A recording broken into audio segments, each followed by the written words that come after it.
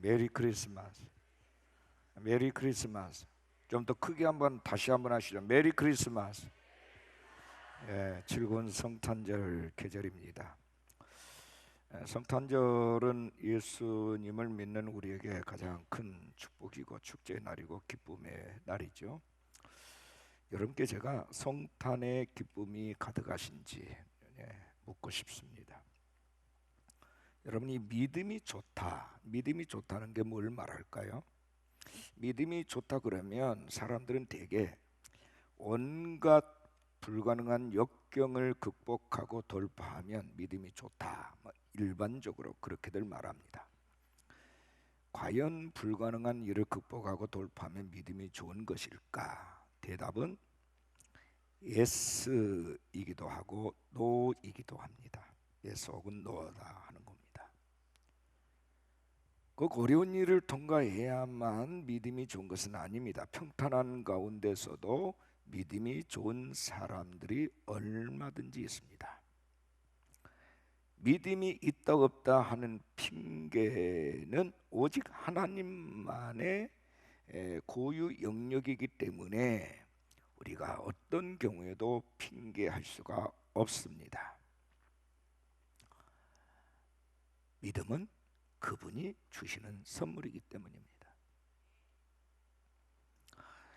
오늘 본문 배경은 어찌 보면 이 믿음과는 전혀 거리가 먼 듯한 사람들이 멀리서 예수님의 탄생을 맞이하기 위해서 정성을 다하고 있는 그런 장면입니다. 바로 동방의 박사들인데요. 그들 멀리서 예수님의 탄생하는 곳까지 찾아와서 경배를 드렸습니다.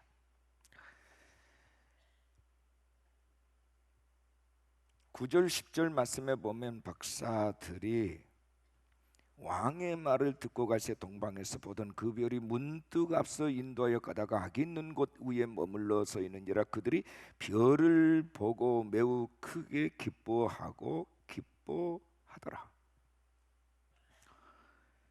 동방의 박사들, 그들은 별을 연구하는 천문학자들입니다.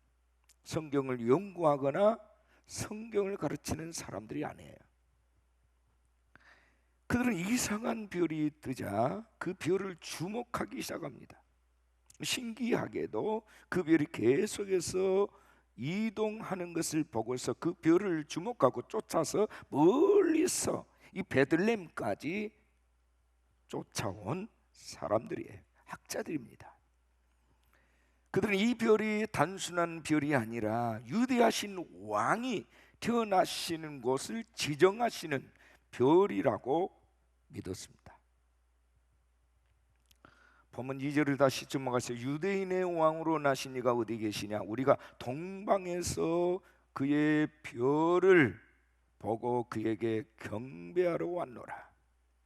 참 신기하지요. 일반 사람들이 보기에는 하늘의 큰 별을 보고 움직이는 그들이 마치 뜬구름을 잡는 사람들처럼 보였겠지만 그들에게는 가슴이 뛰고 설레게 하는 일이었어요. 평생 있을까 말까 하는 신기한 광경이었기에 그들은 그 별을 추적하는데 모든 것을 다 걸었습니다. 자신들의 인생, 시간, 재산, 심지어 생명까지도 바칠 수 있겠다 하는 마음으로 그들은 따라온 거예요. 설교자로서 저는 오늘 이 점을 주목하고자 합니다. 따라합시다. 크게 기뻐하고 기뻐하라. 이 성탄절은요, 크게 기뻐하고 기뻐하는 날입니다. 자, 동방박사들 얘기를 좀 더 하겠습니다. 그들은 성경학자들이 아니에요. 이 성경학자라면 예수님 찾는 게 오히려 쉽습니다. 왜냐하면 구약의 많은 선지자들이 메시아 탄생에 대해서 수없이 예언을 했기 때문입니다. 태어날 곳 베들레헴이라든지 피난 가실 곳 애굽이라든지 자라실 곳 나사렛이라든지 죽으실 곳 예루살렘 성 밖이라든지 이런 모든 것들이 자세하게 다 기록이 되어 있어요. 근데 그들은 예루살렘 와서야 왕이 베들레헴에서 태어나신다는 사실을 들을 수 있었습니다. 그들은 성경을 갖고 있지 않았고 성경의 내용에 대해서도 잘 알지 못한 사람들이에요. 그런데 전해져 온 기록에 의하면 그들은 조상들에게 구전으로 들어온 민수기 24장 17절 말씀을 알고 있었던 것 아니냐 하는 겁니다. 거기 보면 이렇게 되어 있어요. 한 별이 야곱에게서 나오며 한 규가 이스라엘에게서 일어나리라 하는 말씀이에요. 한 별이 야곱에서 나오며 한 규가 이스라엘에게서 일어나리라. 여러분 본래 그렇지 않습니까? 사람들은 자기 연구 분야에 관한 것은 그것을 꼭 기억하는 습성이 있습니다. 학자들 이론 중에 이런 이론이 있습니다. 이 동방의 박사들이 과거 바벨론에 끌려갔던 유대인들의 후손이었을 것이다 라고 주장하는 사람들이 있습니다. 그러니까 이스라엘 백성들이 70년 바벨론 포로 생활을 하고 또 그 일이 끝나고 바벨론에서 돌아올 때에 믿음 좋은 사람들은 다시 고국에 돌아왔지만 대부분 믿음이 없는 사람들은 그곳에 정착을 했는데 그렇게 수백 년이 그곳에서 정착해서 지나오면서 다 잊어버리고 겨우 조상을 통해서 구전으로 전해진 하나님의 말씀 몇 마디 알고 있는 정도가 그들이 알고 있는 성경 전부였다는 것입니다. 그런데 동방의 박사들은 특별히 별을 연구하는 천문학자이다 보니까 이 별에 관한 이 성경 말씀이 그들의 가슴에게 확실하게 박혀 있었을 것이다 하는 얘기예요. 그들은 구전으로 전해들은 말씀대로 이상한 큰 별이 뜨자 바로 저 별이다, 저 별은 유대인의 왕으로 나신다는 사인이다 라고 믿었습니다. 보면 2절에 보면 유대인으로 왕으로 나신 이가 어디 계시냐? 우리가 동방에서 그의 별을 보고 그에게 경배로 왔다. 정확하게 그들은 얘기를 하고 있습니다. 무작정 온 게 아닙니다. 알고 왔고 믿고 왔습니다. 그리고 왕께 드릴 예물까지 정성 들여 준비해서 왔습니다.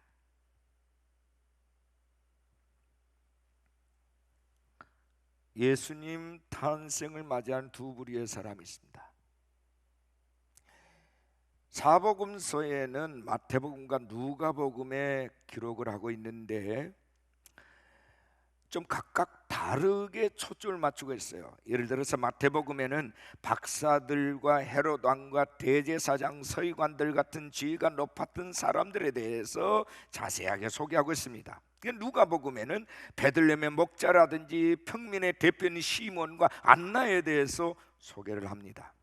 아이러니컬하게도 마태복음에 소개된 유대 지방이 높은 지에 있는 사람들, 그러니까 왕이나 제사장이나 세관들은 아무도 아기 예수를 영접하지 않았습니다. 오로지 멀리서 온 동방의 학자들입니다.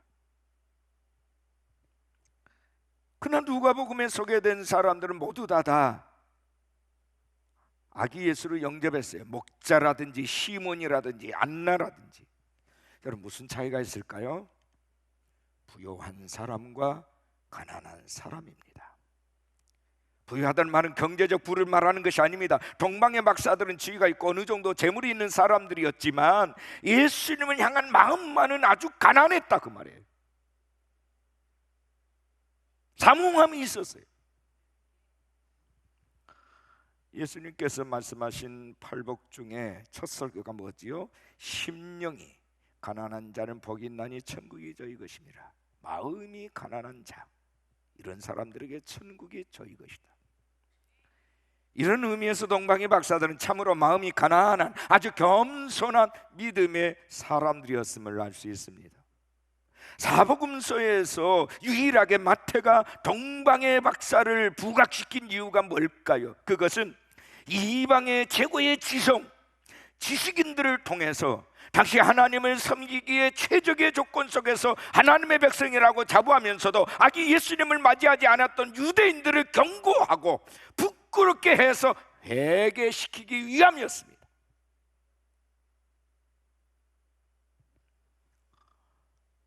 동방의 박사들은 참으로 열악한 상황에서 탄생하신 아기 예수님을 찾아와서 경배했습니다. 그들은 성경학자들이 아니에요. 두 번째는 그들의 인도자는 하늘의 별이었다는 겁니다. 오직 별뿐이었어요. 2절을 다시 봅니다. 우리가 동방에서 그의 별을 보고 그에게 경배하러 왔노라. 이 별이 어디로 인도할지, 계속해서 인도할지 아니면 중간에 사라질지 아무도 예측할 수 없습니다. 하지만 그들은 계속해서 그 별을 따라옵니다.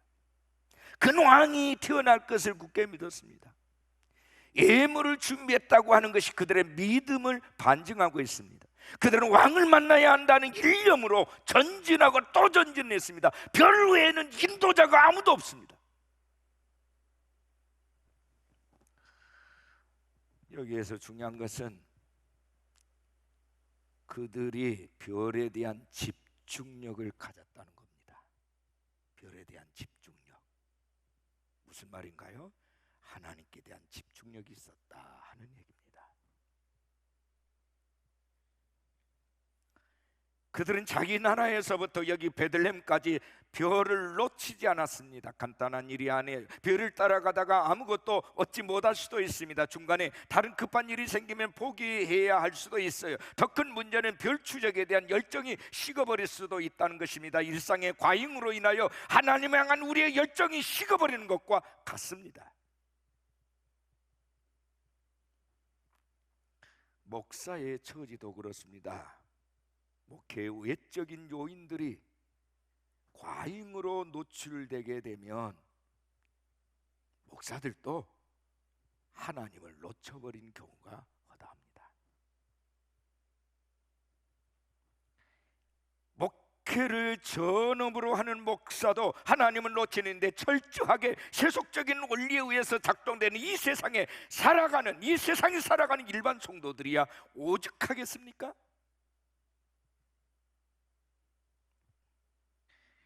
하나님을 놓친다는 말이 이상하게 들릴 수 있지만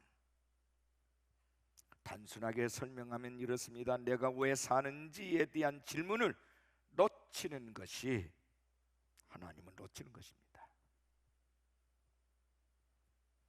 삶과 인생이란 무엇인지, 왜 친구를 만나는지, 왜 결혼하고 아기를 낳고 돈을 벌어야 하는지에 대해서 생각하지 않고 무조건 거기에 매달리는 것이 하나님을 놓치는 삶입니다.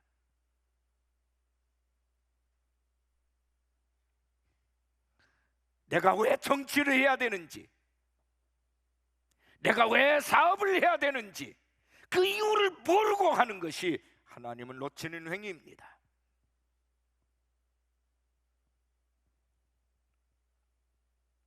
동방 박사들은 왜 우리가 순례를 시작해야 됐는지를 정확하게 알고 있었습니다. 그것을 부단하게 생각하고 있었기 때문에 베들레헴 그 먼 길을 올 수 있었습니다. 만약에 그런 확고한 생각이 없었다면 여러 가지 사정으로 인하여 자기 나라로 되돌아갔을 것입니다. 이 세상은 여러모로 하나님을 생각하지 못하게 하는 것들이 있습니다. 자기를 절대화하고 자신을 높이며 자기의 영역을 높이는 것만을 삶의 목표로 여기게 하는 것이 이 세상입니다. 별을 헛된 것으로 간주합니다. 별이 자신들에게 아무런 의미가 없다고 여깁니다. 그런 방식으로 인생을 살다간 그렇게 죽습니다. 그것도 하나의 길이긴 합니다. 그러나 전능하신 하나님을 믿는 자의 길은 아닙니다.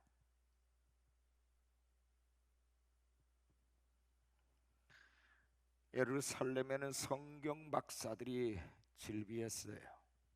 서기관들과 바리새인들 같은 랍비들로 가득했습니다. 랍비는 선생 아닙니까? 가장 존경받는 사람들입니다. 그러나 그들은 사람들을 예수님께 인도하지를 못했고 사람들 역시도 인도받는 일에 관심이 없었어요.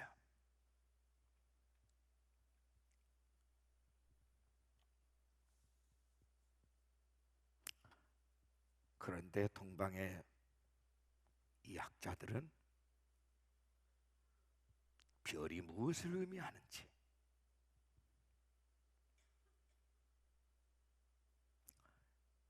정확하게 알고 있었습니다. 큰 왕이 태어나신데 이 별이 유대 지방으로 향하는 것을 보고, 야, 유대인의 왕이 나셨구나.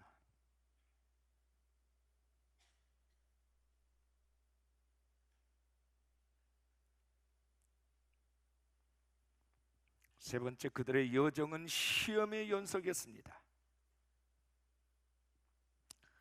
그들의 여정은 시험의 연속이었어요. 그들이 살던 동방은 페르시아 지역입니다. 베들레헴에서 수천리 떨어진 곳이에요. 길도 없고 도로도 없는 험악한 광야길입니다. 물도 없고 식량 구하기도 어려운 교통수단이라고 해봐야 낙타를 타는 정도, 목적지도 불확실합니다. 페르시아에서 유대까지 최소 2천리 이상 떨어졌습니다. 평탄한 길이 아니에요. 산을 넘고 강을 건너 사막을 횡단해야 합니다. 별을 따라가야 했으니 낮에는 쉬어야 했고 밤에 이동을 해야 했습니다. 한치 앞을 분간하기 힘든 사막길, 모래바람이 앞을 가로막습니다. 죽을 고비를 수없이 넘겨야 했습니다. 고달픔과 배고픔의 시간들이었습니다. 많은 날 많은 시간이 소요됐습니다. 그러나 그들은 결코 포기하지 않았습니다. 시간과 땀과 생명을 바치는 열정이 그들에게 있어서 많은 경비가 소요되었지만 아깝지를 않았습니다.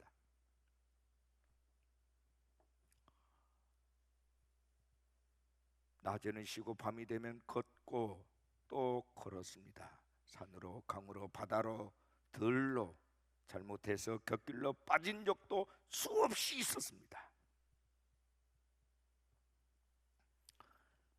마치 이스라엘 백성들이 출애굽을 할 때에 광야로 이렇게 불기둥과 구름 기둥의 인도를 받고 나왔듯이 이 동방의 박사들은 별이 인도하는 대로 갈 뿐입니다. 동방에서 이스라엘까지 적어도 수개월 혹은 1년 이상 여행해야 하는 멀고도 험한 길이었어요. 2살 아래의 사내 아이를 다 죽여라는 헤롯의 명을 들어보면 짐작이 갑니다. 근데 정확하게, 그러니까 어찌 보면 아기 예수가 잉태되는 그 순간부터 별이 떴을지도 몰라요. 정확하게 태어나는 그 순간 유대 지역에 베들레헴에서 하나님이 맞닥뜨리게 하셨을 수 있었겠다 하는 것이 저의 해석입니다. 놀랍지 않습니까? 마치 아브라함이 아들 이삭을 번제물로 바치기 위해서 모리아산 사흘길을 갈 때에 모리아산 정상의 즈음에 산 아래 동네에서는 반대편에서 하나님은 대신해서 제물로 바치게 할 양을 올려보냈어요. 그리고 정상에서 만나게 하십니다. 그래서 여호와 이래, 여호와께서 준비시켰다. 이해가 되세요?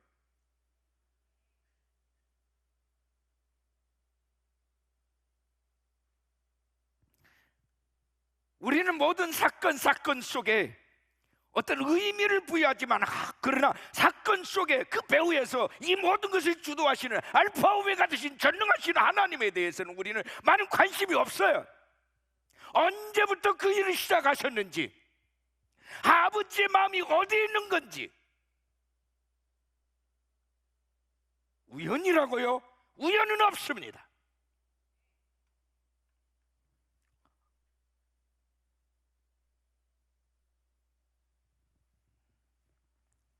지금 오늘 여러분 앞에 일어나고 있는 일은 필연적인 거예요.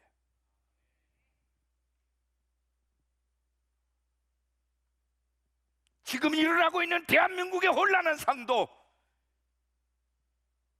수많은 사건 사고도 우연히 안 해.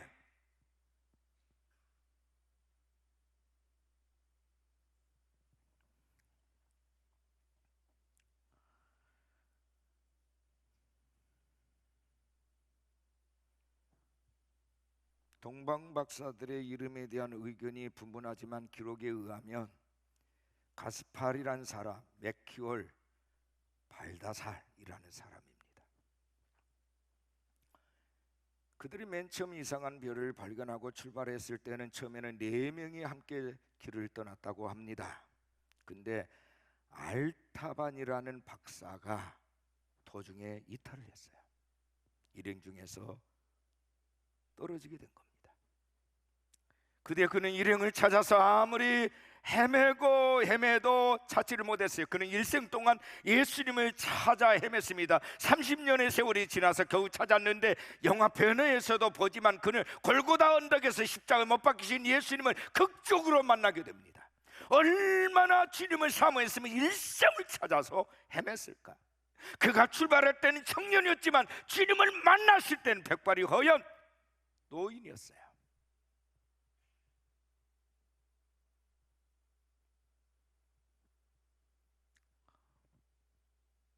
근데 유대인들을 보세요. 예루살렘에서 베들레헴까지 얼마나 될까요? 예루살렘에서 남쪽으로 8km 지점밖에 안 됩니다.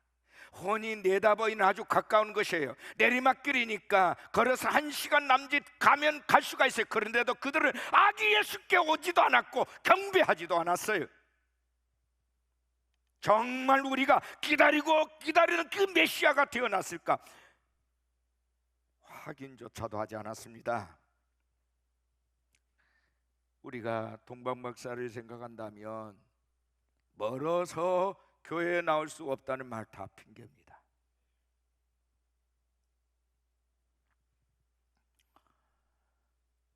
하나님은 먼 곳에서 수고하며 교회를 찾는 사람들에게 더 많은 관심을 가지신 분이세요.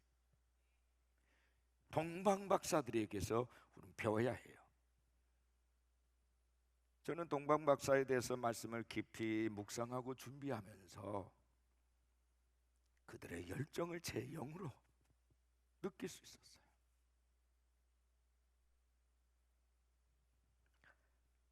불가능한 상황에서 얼마나 믿고 또 믿었으면,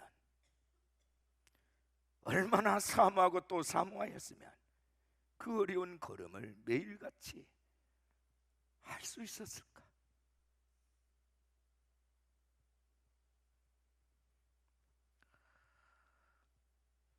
그들의 시험은 아기 예수를 만난 후에도 계속되었습니다. 그들이 받은 시험은 무엇입니까? 2가지입니다. 첫째는 겸손의 시험이에요. 그토록 찾던 메시아가 그 낮고 전한 마구간에 말구유에 누워있으니 어찌 경배가 나올 수 있었겠습니까? 아기의 부모는 천한 목수쟁이 요셉이고 마리아입니다. 우리가 자꾸 찾던 그 아기가 저 아이란 말인가? 적어도 궁궐에서 태어나야 하는 것은 아닌가? 인간적으로 해이가 들지도 않았겠습니까? 그러나 그들은 왕께 대한 최고의 예우를 갖추어서 보배압을 열어 경배했습니다. 겸손해요. 두 번째 시험은 헤롯의 시험이에요. 본문 7절 8절을 보십시오. 헤롯이 가만히 박사들을 불러 별이 나타난 때를 자세히 묻고 베들레헴으로 보내며 이르되 가서 아기께 대하여 자세히 알아보고 찾거든 내게 구하며 나도 가서 그에게 경배하게 하라. 헤롯의 실상은 아기 예수께 경배하고자 하는 마음이 아니라 아기 예수를 발견하게 해주면, 내게 안내해주면 내가 그를 죽일 거야 하는 생각이었습니다. 그를 죽일 거야. 나 말고 또 이 땅에 왕이 또 어디 있단 말이야. 그런 생각이었어요. 그런데 이 동방의 박사들이 꿈에 하나님께서 헤롯에게 돌아가지 말라는 이 지시함을 받고 다른 길로 고국으로 돌아갑니다. 생각해 보세요. 왕명이냐 하나님의 말씀이냐. 왕명은 현실이고 하나님의 지시는 꿈속에 된 일이에요. 왕명을 거부하면 죽습니다. 하지만 그들은 하나님의 지시를 따라서요, 그들은 끊임없는 시험을 다 이겨냈습니다.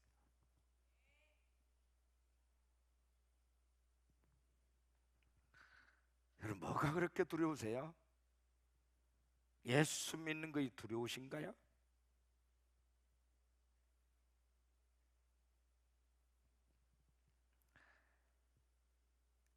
헤롯 왕만큼이나 무서운 게 도대체 뭡니까?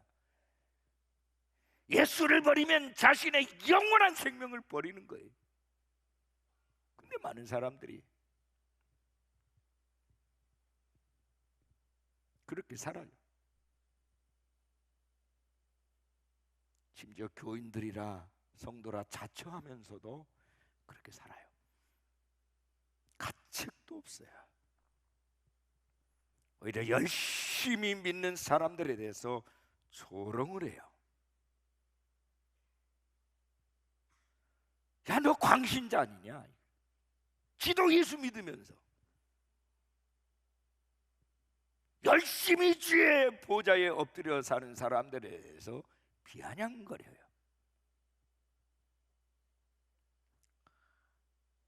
예수의 이름을 도용하는 자입니까? 예수를 믿는 자입니까?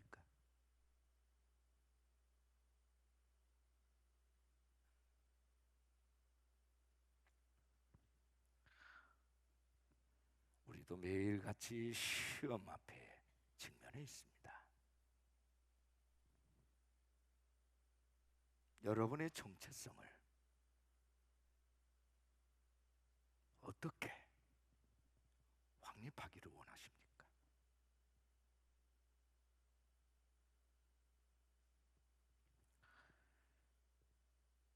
마지막 네 번째, 그들은 가장 귀한 예물을 드렸습니다. 본문 11절에 집에 들어가 아기와 그의 어머니 마리아가 함께 있는 것을 보고 엎드려 아기께 경배하고 보배합을 열어 황금과 유황과 몰약을 예물로 드리니라. 보배합을 연다는 것은 마음의 문을 열었다는 거죠. 마음의 문을 열지 않고서는 하나님께 감사할 수도 없고 경배를 드릴 수도 없습니다.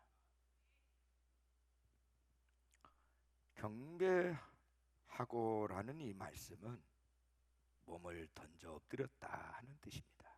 몸을 들여 엎드렸다. 지식과 부귀와 명예도 있는 박사들이 어린 아기 예수께 엎드려서 절하며 경배를 합니다.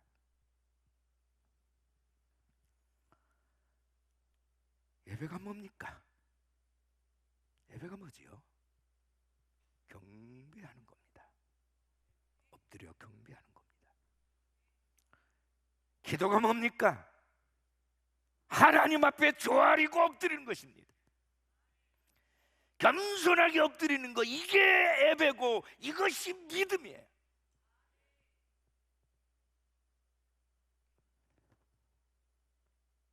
사람 때문에 실망하고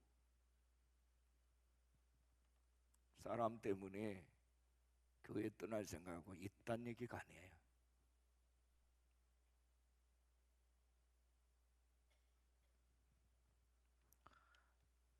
우리가 드려야 될 진정한 경배는 무엇입니까?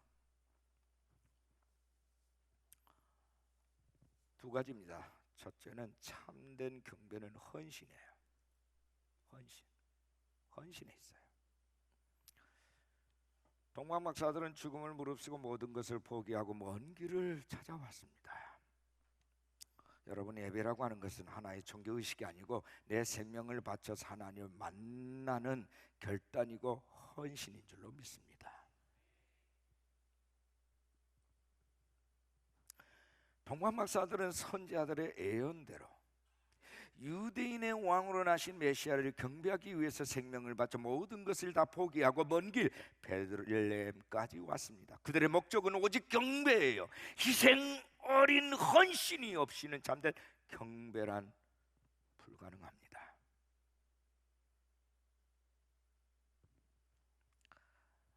독일의 신학자 보네퍼는 값싼 은혜가 우리 교회의 치명적인 원수다.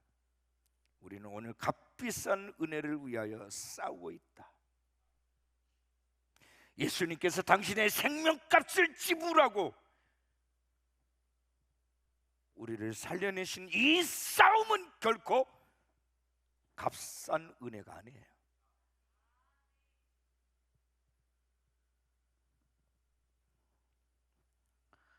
예수님 마태복음 7장 13, 14절에서 좁은 문으로 들어가라. 멸망으로 인도하는 문은 크고 그 길이 넓어 그리로 들어가는 자가 많고 생명으로 인도하는 문은 좁고 길이 협착하여 찾는 자가 적음이라. 영국 엘리자베스 여왕은 이렇게 말했습니다. 나의 생전의 만왕의 왕이신 예수 그리스도가 재림하시기를 원합니다. 내 생전의 만왕의 왕인 예수님이 다시 오셨으면 좋겠습니다. 왜냐하면 내 생전에 내가 쓴 왕관을 그의 발 앞에 엎드려 벗어드리고 싶기 때문입니다. 그렇게 말했어요. 내 왕관을 벗어서 예수님 발 앞에 바치고 싶어서 그런다.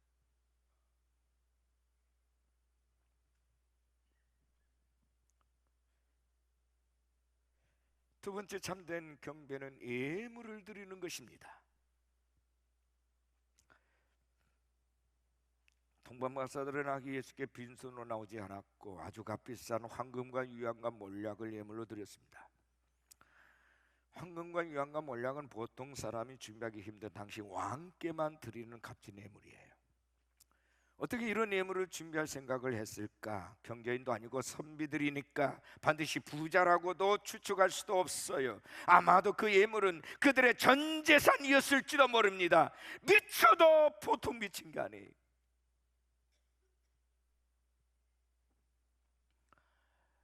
예물은 오늘날 헌금이라는 형태로 우리가 드려지는 것이죠. 우리 교회는 해마다 드리는 성탄 예물을 힘들게 살아가는 사회적 약자들을 위해서 사용하고 있습니다. 은퇴하시고 어려운 가운데 있으신 목회자들, 교회 안에 어려운 지체들, 소년 소녀 가장들,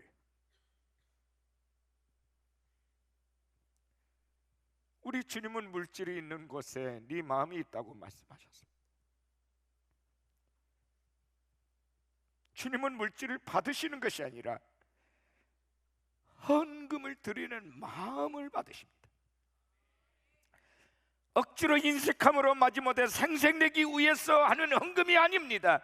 하나님의 은혜, 하나님의 사랑, 하나님의 희생이 너무 감사하고 감격하여 드리는 예물입니다.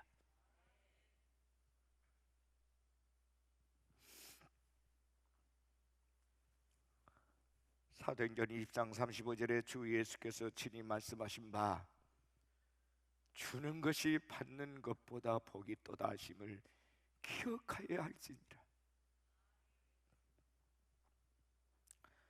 누가복음 6장 38절을 주라 그리하면 너에게 줄 것이니 곧 후이 되어 누르고 흔들어 넘치도록 하여 너에게 안겨 주리라. 내가 헤아리는 그 헤아림으로 너희도 헤아림을 도로 받을 것이니라.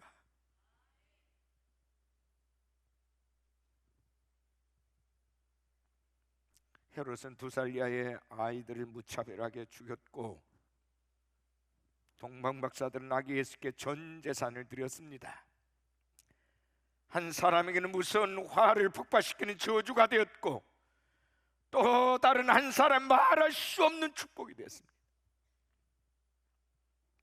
지금 전 세계적으로 신불신을 막론하고 성탄 축하로 토배가 되고 있지만 진정한 의미에서 이것은 복된 기회인 동시에 무슨 화를 자초히 하는 기회임을 명심하여야 할 것입니다.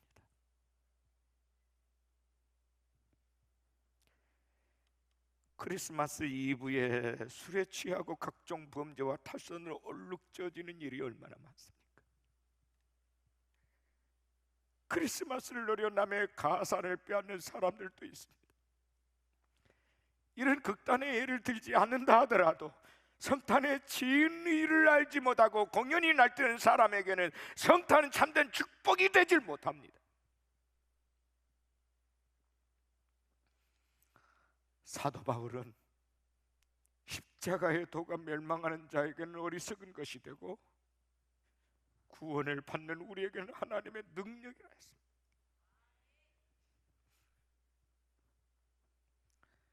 그리스도의 탄생을 대하는 태도는 동방박사의 길과 헤롯의 길이 있습니다.